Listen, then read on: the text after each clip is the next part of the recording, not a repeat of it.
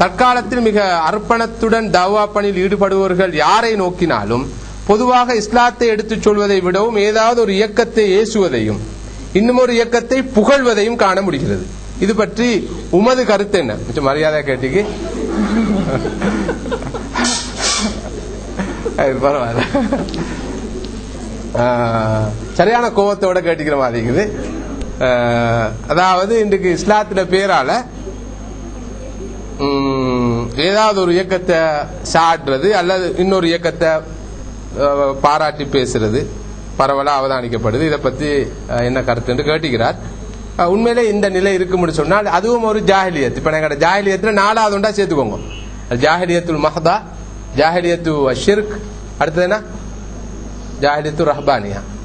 இப்ப ஜாஹிலியத்துல் ஹரக்கான்னு சொல்லி அந்த ஜாஹிலியத்தையும் சேர்த்துக்கொண்டா சரி. அதாவது இயக்க ஜாஹிலியத், இயக்கத்தை முற்படுத்தி அதற்கு முன்னுரிமை கொடுத்து அதை முக்கியத்துவப்படுத்தி அதை வளர்க்கிறதை இலக்காக கொண்டு செயற்படுவதானது அது தெளிவான ஜாஹிலியத், அசபியத், ஹமியா கூடாது.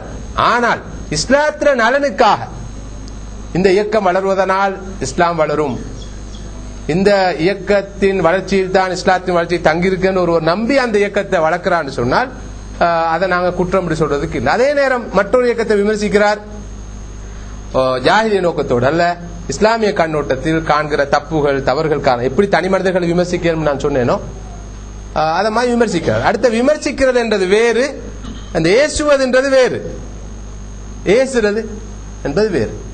ஒரு இயக்கத்தை பற்றிய நல்ல உண்மையான கருத்துக்களை சொல்றது வேறு, போலியாக புகழ்வது என்பது வேறு. ஹசன் பன்னா சொல்வார்கள், தஜன்னப் தஜ்ரீஹல் அஷ்காஸ் வல் ஹைஆத், தனி மனிதர்களையோ இயக்கங்களையோ குற்றம் காண்பதை, குறை சொல்வதை, ஏசுவதை, தூற்றுவதை முற்றுமுழுதாக தவிர்த்து கொள்ளுங்கள். ஹசன் பன்னா ரஹ்மத்துல்லாஹ் சொல்ல தேவையில்ல, அவர் கடைசி ஒரு பொதுவா எல்லாருக்கும் ஒரு ஸ்லோகனா இருக்கும் அடிப்படையில் சொல்ல, லைஸல் முஃமினு பித்தான் வலல் லஆன் வலல் ஃபாஹிஷ் வலல் முத்தஃபஹிஷ், ரவாஹு முஸ்லிம். ஒரு மூமின் சபிப்பவன் அல்ல, குறை சொல்பவன் அல்ல, குற்றம் சொல்பவன் அல்ல, தூற்றுபவன் அல்ல, ஏசுபவன் அல்ல, துருவாத்தை பேசுபவன் அல்ல, அநாகரீகமாக நடந்து கொள்பவன் அல்ல.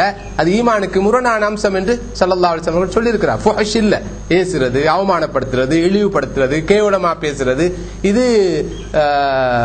ஈமானுக்கு முரணான அம்சம், இந்த தவ்வாவுக்கு முரணான அம்சம். எதன்பால் அழைக்கிறோமோ அதனுடைய அடிப்படை தன்மைக்கு அது முரணானது.